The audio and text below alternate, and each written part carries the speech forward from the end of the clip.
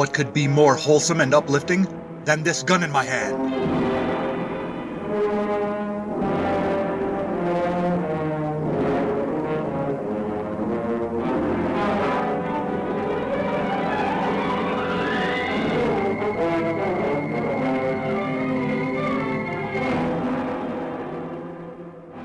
Growing up on Wholesome Mountain, in the middle years of the Depression, our family saw many strangers pass through.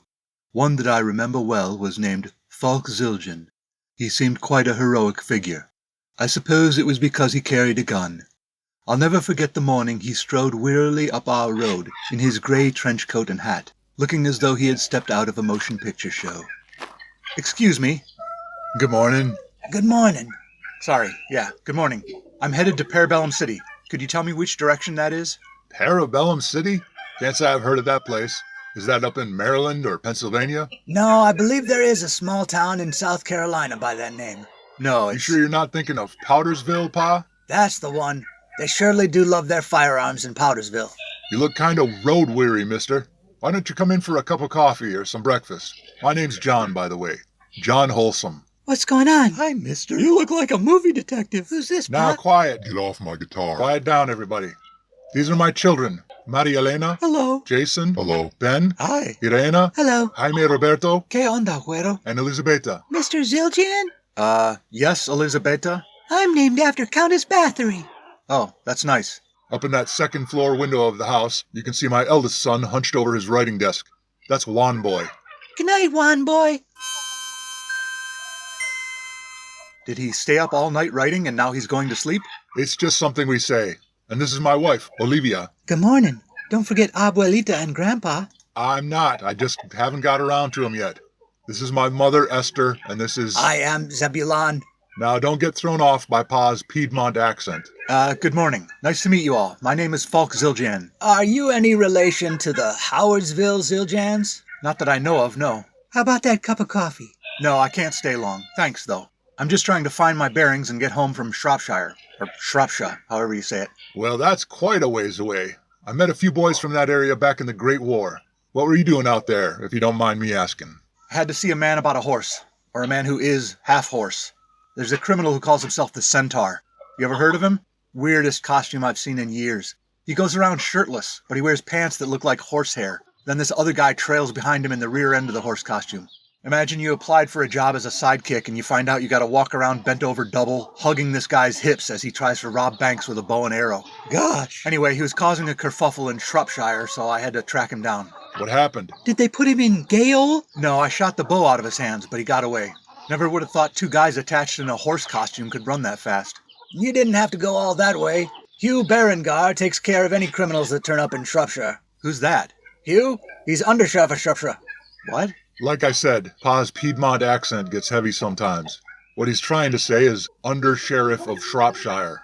Oh, no, I didn't meet any law enforcement officials. It's been a while since I talked to Hugh. Maybe somebody else has that job now. You have to pass through the Tealight Zone to get to Shropshire. I got turned around on my way home, and I've seen some strange sights. Yeah, these mountains would confuse anybody. Leastwise, anybody who didn't know him their whole life.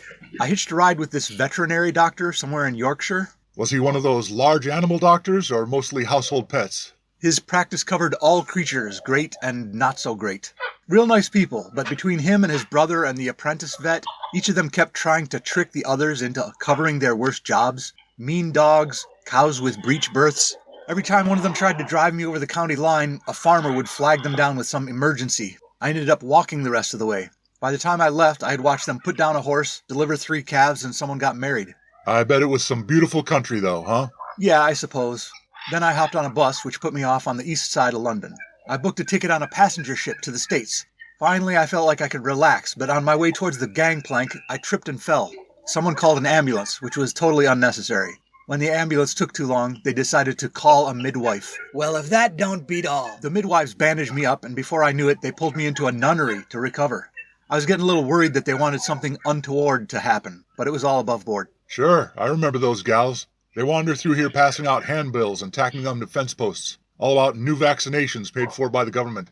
Funny thing is, when we turned up at Doc Vance's office, he said there were no vaccines for measles or polio. Said he was going to call those midwives and tell them to stop getting people's hopes up. They were nice enough. They dragged me along on a few of their service calls. Every time there was a successful delivery, they'd tell the mother, "Well done, clever girl." By the time I left, I had watched them take care of an elderly man in his dying weeks, bring 7 children into the world, and someone got married. That sounds beautiful. Why would you ever leave? I had to get back to Parabellum City. Once I got out of East London, I still had a long way to go. I knew I was getting closer to home because when I met some people and asked for directions, their accents had changed.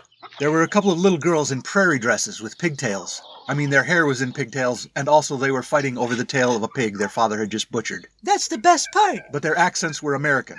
They lived in a sod dugout house. The girls told me about getting a whole penny each for Christmas, and some Native Americans who had passed on a trail in front of their house. Turned out they had built in Osage territory hoping the government would force out the natives, but pretty soon they had to pack up and move to a normal freestanding house built of wood. It seemed cozy, though. That sounds real nice. By the time I left, I didn't stick around to watch any life-changing events. I walked across flat prairie land for days until I saw mountains in the distance. You know how mountains are when you first see them on the horizon? You think they're 5 miles away, and then after you drive or walk 5 more miles, they still look 5 miles away? That's not a side effect of the Tealight Zone. That's just how mountains work, if you're not used to them. Finally, I walked through some valleys or gullies or hollers, whatever you call them, and I stumbled onto this road. Where am I, anyway? You're on Wholesome Mountain, Mr. Zildjian. Our family's lived here for generations. Those places on the edges of the Tealight Zone aren't just disorienting. Some of them seem to be in another time. The cars I saw in East London looked like something out of Modern Mechanics magazine.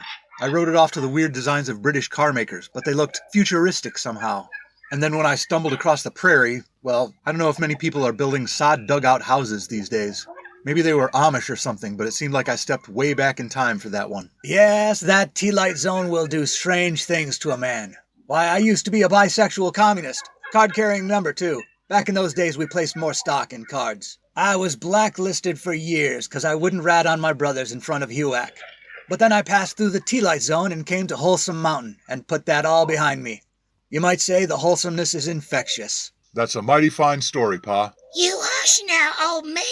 That story about the Tealight Zone doesn't sound like anything I read in the Bible. What you need to calm your nerves, woman, is a little mid-morning nap. Just the 2 of us. Oh, be quiet. I mean, let's go, but don't be so loud this time. It is strange coming from a gritty place like Parabellum City at the end of the 1930s. In all these places on the edge of the Tealight Zone, the inhabitants were friendly, relaxed. Any conflicts they had were soon resolved, and order was restored. The whole time I was there, I didn't hear one of them use a word stronger than darn. Please, Mr. Zildjian, there are ladies and children present. Sorry, I'm just not used to that level of wholesomeness. I wouldn't say all those folks were wholesome. When you passed through the prairie and stopped at the little house, that girl they call Half-Pint, you gotta watch out for her. I heard she tried to steal an Indian baby. What? And then those animal doctors spend their time with one arm shoved halfway up to Shrewsbury, up the cavity of some mule or dairy cow. Every other day they gotta shoot a horse with twisted bowels or some such. At least the midwives and nuns that I called on seemed wholesome. If you don't mind children born out of wedlock. Don't tell me, I haven't watched that season yet. If you want some real wholesome stuff, get back to Shropshire. Regency-era romance. Wearing elegant dresses and talking genteel. Oh no, they put on a good show, but they're far from wholesome. Every older person has an illegitimate child. Nothing but adultery, affairs, loveless marriages arranged for money or to gain aristocratic titles. Plus they treat their servants like garbage. I suppose you're right. Come to think of it, they wear those bodices that show off everything they got. No sense of modesty. Well, the one thing all these places have in common is you feel good about it after you visit. That's true. There's a certain magic about them. What happens is... Where did that shot come from? Everybody take cover. That's probably just a hunter off in the woods. It's coming from that treehouse. I can see him. It's the centaur. He must have followed me here. Please, take cover in your house or cellar. I'll hide in the barn to draw their fire. What's going on, Daddy? Is there another visitor? I left my hat in the treehouse. I hope they don't take it. What's a centaur need with a puffy old newsboy hat? I don't know. Keep the sun out of his eyes. All right, kids, let's get in the house like Mr. Zildjian says. How do you suppose it'll come out, John? Zildjian's in quite a pickle this time. It's all right, Pa. Zildjian looks like a real straight shooter. How did you get up in that treehouse? You're supposed to be half horse. The kids have a basket strung up on a pulley so they can bring supplies up to the treehouse. I climbed in the basket and hauled myself up like I was on an elevator. You didn't detach your rear end and the two of you climbed up the ladder separately? No, shut up. We better do something before this gets out of hand. You're right, Ma. Juan boy, are you ready to make a speech? Aw, gee, why does it always have to be me? You got the gift of the gab, son. Must have inherited it from your grandfather. Juan boy doesn't just gab, Grandpa. He has a way with words, a sort of power. People come to our house every day with disagreements, stubborn people who won't budge. No matter what kind of jerk they are, Juan boy has a talk with them, and pretty soon they see the light. They change their ways. They do the right thing. Then we all say goodnight to each other from different bedrooms while the crickets sing. Mr. Zildjian, Mr. Centaur, can I talk to you both? Can you please stop shooting for a minute? I'm not going to shoot any kids. Tell Zildjian to come out, and this will all be over. Where do you get your gun, Centaur? I thought your shtick involved a bow and arrow. You gotta change with the times, Zildjian. Especially when you're trailing a vigilante through the Tealight Zone. I was right behind you on the prairie. Remember when that drunk guy was busting up the bar and the long-haired prairie father set his mind at ease and told him to put down the gun? Yeah, the big burly guy was Mr. Edwards. After he put the gun down, I picked it up. I'd just like you two to stop and think about what you're doing now. Maybe we can work something out without anybody getting hurt. Mr. Centaur, what are you hoping to get out of this? I hope to kill Falk Zildjian, or at least scare him off so he won't come after me anymore. Good. All right, then nobody needs to die. Maybe we can work with that. And Mr. Zildjian? I want to bring him to justice. Nothing will intimidate me or stop me, short of death. Now, Mr. Zildjian, how are we going to find a compromise when you talk like that? I don't see how we can, Juan boy. Sorry, son. But I think the only way out of this situation is through. Now just stop that. I think you're both acting like a couple of foolish children. And I should know I'm surrounded by them. You don't know what it's like after everybody says goodnight and then those bed springs start squeaking. Always trying to increase their brood. Another mouth to feed. Competing with each other for limited resources. Now, son, that's not fair. Every new mouth to feed is an investment. After 6 or 7 years of feeding and caring for them, we can set them to doing chores. Then we've got free labor for a decade or so, till they run off around 16 or 18. I won't run off, Daddy. I want to help out with Wholesome and Sons Lumber Company. Everybody has to stop talking. I'm trying to hypnotize these gunmen into settling their differences. One of them is going to have to act totally out of character because my impassioned soliloquy was so persuasive. Can you please just... Now dash it all to heck. Juan boy, don't walk out there. I don't care if the two of you... Juan boy. No, my son. What have I done? I'm so sorry. We never should have let our differences of opinion endanger children. Where is he hit? Pour some apple cider vinegar on it. I think I'll be okay. It hit me on the thumb. Look what you've done. He'll never write again. It's all right, Mama. It was on my left hand, and it just grazed me. I've had worse treatment when I got mugged in Wheeling, West Virginia that one time. Don't tell me. I haven't watched that season yet. Come on now. That's in the first season. You haven't even watched that? I'm sorry. I didn't mean to injure your boy. It's okay. I think we've all learned a lesson here. He's right. It goes entirely against my character, but I'm convinced that I should let this criminal go free so that we can walk away without bloodshed. I was lying about letting Zildjian walk away.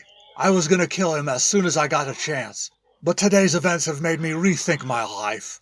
If a narrator was summarizing the rest of our lives in a brief voiceover, he'd say that the Centaur changed his ways and became a force for good. I'm not going to be charged as an accomplice in the shooting, am I?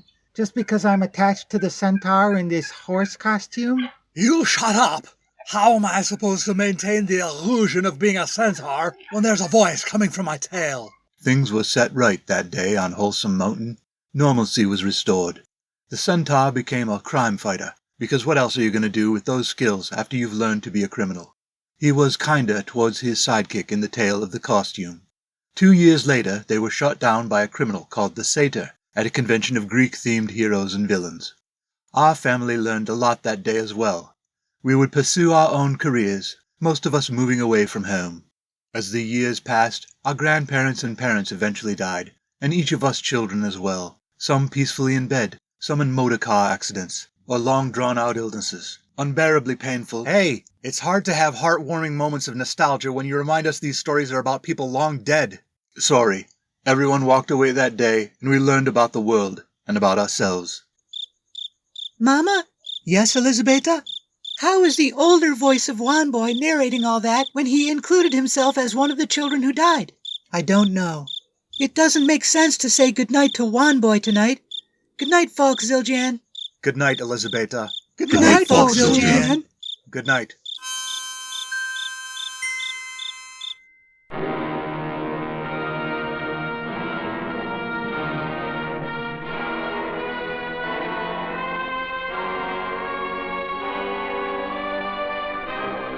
The downside of Uplifting, episode 147 of This Gun in My Hand, was lifted upside down by Rob Northrup. This episode and all others are available on YouTube with automatically generated closed captions of dialogue. Visit thisguninmyhand.blogspot.com for credits, show notes, archives, and to buy my wholesome books, such as Sisyphus Eat Your Heart Out, available in paperback and ebook from Amazon. How do I say goodnight? With this gun in my hand.